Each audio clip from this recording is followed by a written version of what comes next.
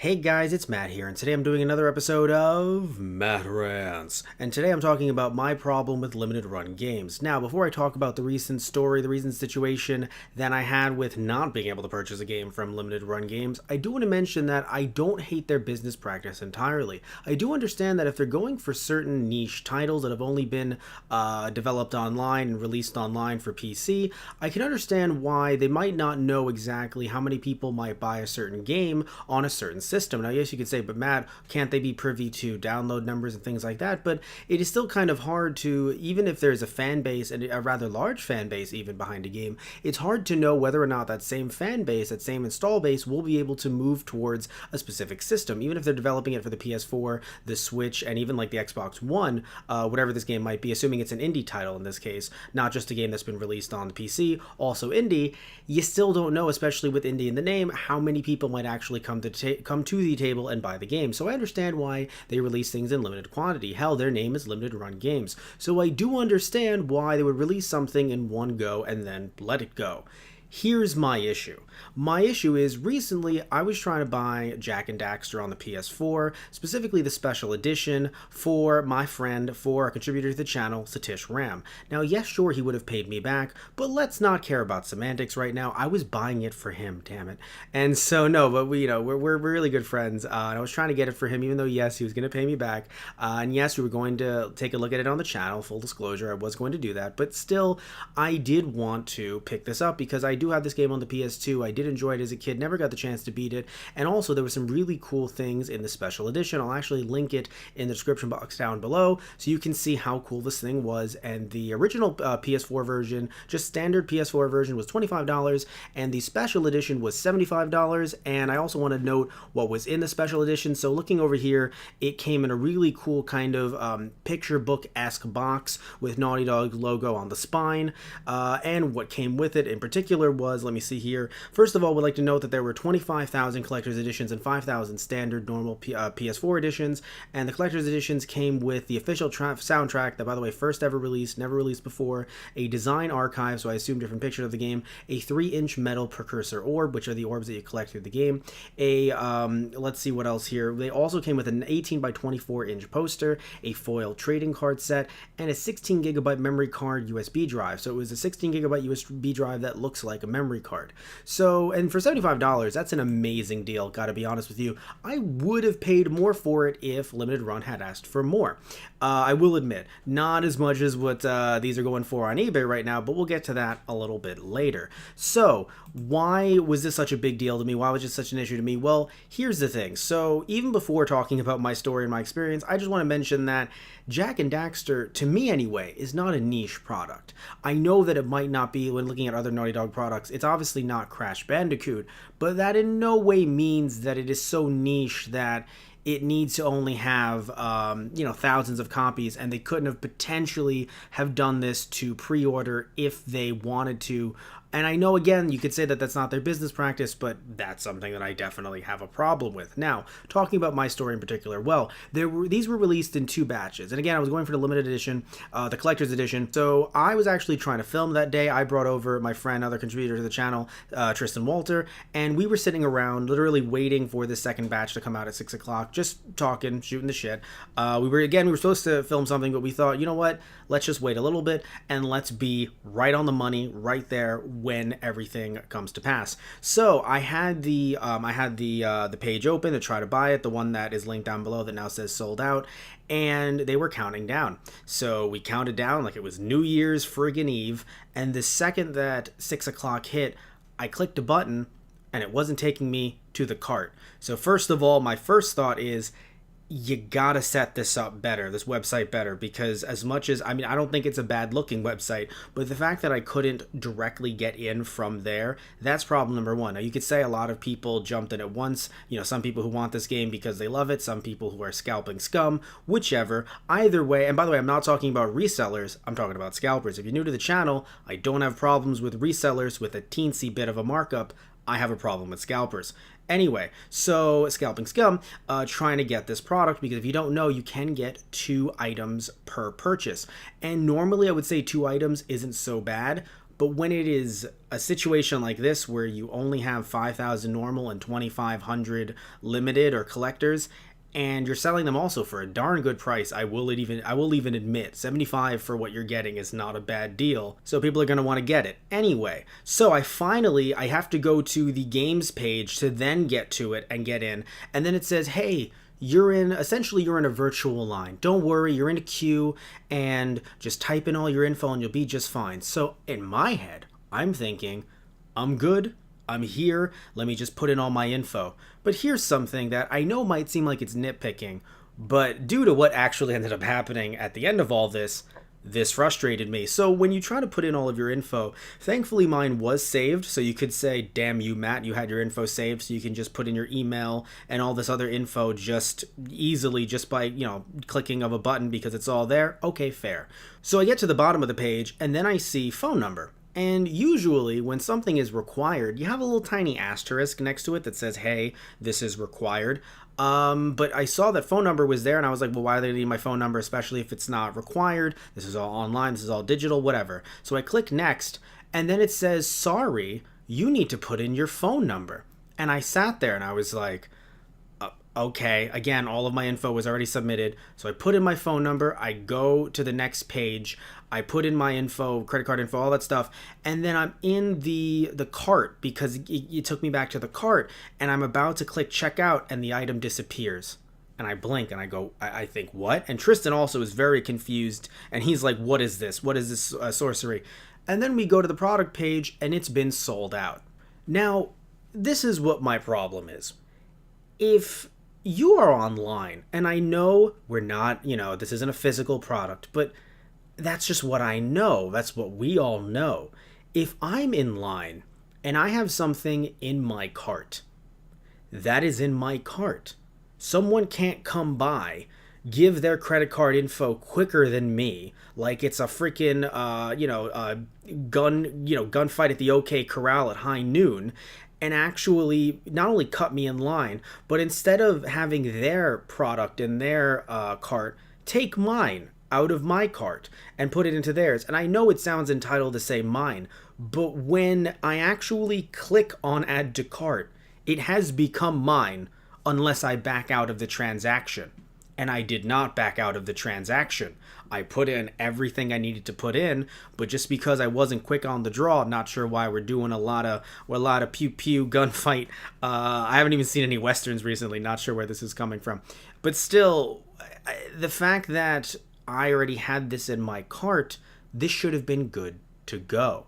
And it's extremely frustrating because, again, looking at a game like this, while I'm not saying that limited run should not have business, while I'm not saying that they shouldn't, they should not release games the way that they do, because I understand if it's an indie title. Heck, if it was, a title like Holy Diver on the NES, the way Retrobit released it, they actually put it on Castlemania Games. I bought that. It was a really cool limited edition. Not gonna, talk about it here too much. Just wanted to say that that one is still not sold out. I think they could have even printed less of those or done it in a limited run fashion, because even though I think there's a fan base for Holy Diver, it is a game that came out over 20 years ago. Never came out to the US, sure, but at this point a lot of people have repro carts and other ways of getting it, or have the Famicom version, and that's why that version is also kind of expensive compared to other Famicom games that are out there. So you would think they would actually do a limited run in that case and actually say, we're only printing X amount, not just of the white collector's edition, but even of the normal edition, we're only printing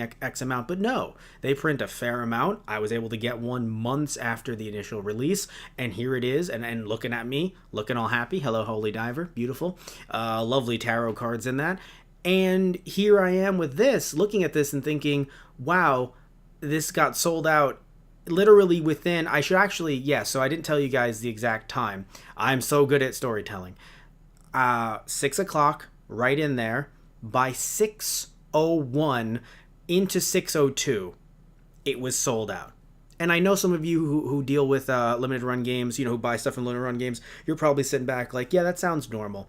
And I've heard of these stories, but again, this is my first time trying to shop with limited run games directly.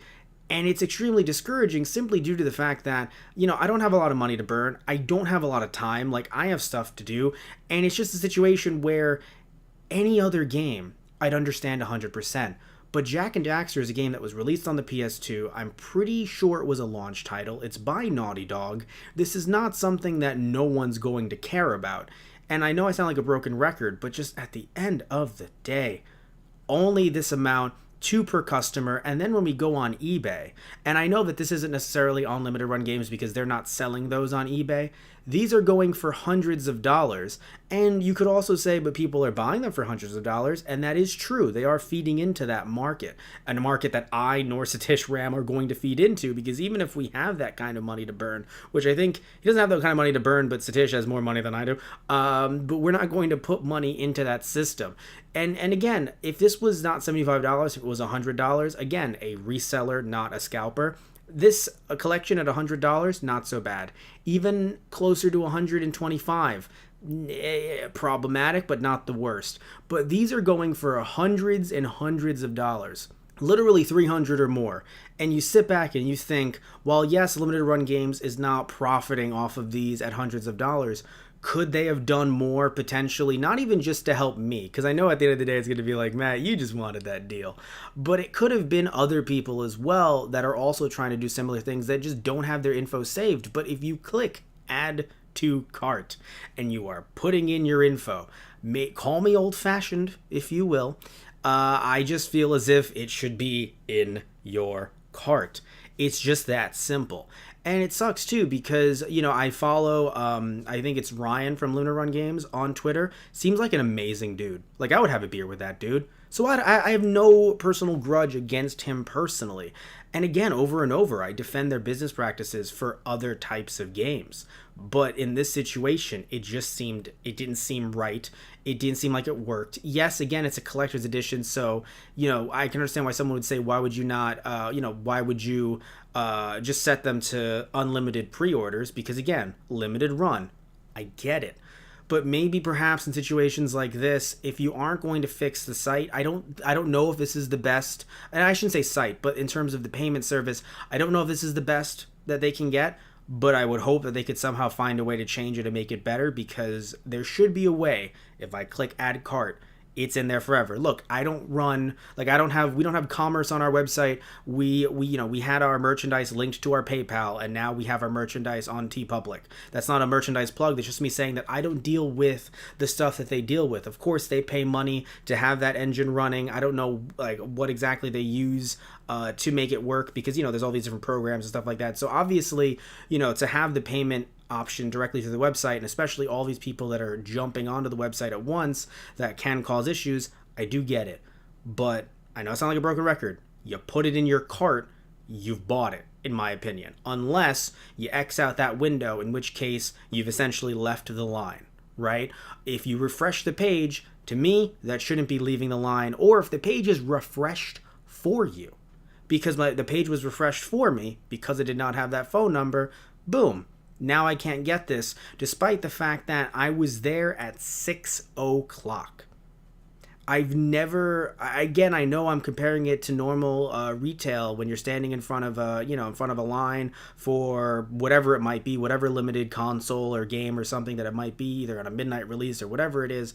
But I just cannot imagine if Toys R Us, and we have this documented on our channel, it's a lot of fun, when Tristan Walter and I went to go get the SNES Classic Edition at my local Toys R Us before it shut down, they had 90. So clearly Nintendo was overcompensating for what happened with the NES Classic Edition. But I cannot imagine standing in line, or at that point sitting for hours in line, being in the first 90, and then in the moment, just Toys R Us employees running to us with credit card machines, like, scan it quickly, because if you don't, then that means that you can't get it. You have to go to the back of the line, quickly run to the back of the line, come on. Like, that would be insanity. And even though I know some of you might say that, this is a losing battle, we've already lost, I still feel as if it's something we should talk about, and it's something we should be upset about and just discuss, because we should not let this be part of our digital future. I get that we're moving on to a digital future, but we should not let this become part of that transaction and this rat race become part of that experience, and it makes me not want to shop with limited run again. Now, in no way does that mean that I don't want to get their releases in general. I'm sure they have wonderful releases with wonderful, products and packaging, but buying through them directly just seems like it's not worth it. And I know you might say, but then are you going to pay those crazy prices online? No, I actually ended up getting a version of Night Trap for the PC for the same price, funnily enough, that a limited run had it at. Maybe like a dollar above or a dollar less. I believe I got it for like 33, 20 something with shipping on eBay, secondhand. So I'm not saying that, I dislike their products, that they're shoddily made or anything like that. It's just the way it's being sold. I cannot sit here and deal with that as someone who has a lot to do in my day, and I'm sure you guys do too. So I just cannot sit here all day when, you have videos to record, audio to record, videos to encode, stuff to film. I also work outside of my house as well. All these responsibilities that I have, and I'm sure that you guys have as well. I can't just sit here and do that, nor am I going to sit here, and as some people do, I'm sure Limited Run has ways to get to go against this, but some people, of course, when it comes to eBay bidding and things like that, hire bots, and it's like, I don't have the money to do that either, or the time to set all that up. That's also, potentially wrong in other ways as well. So there's just so much that really frustrates me, and it's sad because I have no ill will towards them as people, right, as the people working behind the scenes, but I just will not be shopping with them until this is changed, this is fixed. And you could say, Matt, who cares? You're one person. Does it really matter if you don't shop with them? Will it matter, if they sell out regardless? And to be fair, yes, of course, if they keep on making money, then maybe they won't change what they're doing, right? Obviously. But at the end of the day, though, there might be a problem in the future when scalpers start to wise up. Because, yes, of course, there's always someone, i.e. one, to buy that scalped product. But are these Jack and Daxters going to consistently be sold at these high prices in the upcoming months? In a year from now, will Satish and I be able to nab these for, if not 75, $100 on eBay? I mean, I was able to do that with I Am 8-Bit's Street Fighter 2. I actually waited a bit. I've resold it because I realized I wasn't a big fan as much as I was of something like Mega Man X, which I did buy that version because I love Mega Man X. But I wasn't really a big fan of Street Fighter 2. But at the time when I did buy it, instead of paying $200, $300 for it, I paid about, I think with shipping, it was about $93. And then I sold it, funnily enough, with shipping for about, it was like $87-ish. So I'm not here trying to, double, triple this the same way that I don't expect others to. If they want to make a few dollars off of it, so be it. But I just, again, it's you might not say that it's about Limited Run directly, but it's all about this giant ecosystem. So it would be nice if in the future there is either more games or there's a better shopping system. Either way, guys, tell me what you think about Limited Run games. As we're wrapping this up, I would love to hear not only what you think about them, but also what you think about their business practices, what you've been able to get from Limited Run games, because if you guys have actually bought stuff from them, then awesome. Bless your heart. Like, I'm really happy that you were able to actually get in there and buy stuff. But for me, I just think it's too much of a rat race for games that unless I'm really interested in it, and even then, if I was, then I'm just as disappointed, if not more. So that's just my take on it. But again, I would love to hear what you guys have to say about all this. Thank you all so much for listening in. As always, if you like the video, please remember to like and subscribe. If you don't like the video, you can still like and subscribe either way. Love you all. Take care, and tune in next time for another episode of Matt Rants. All right, guys. So see ya.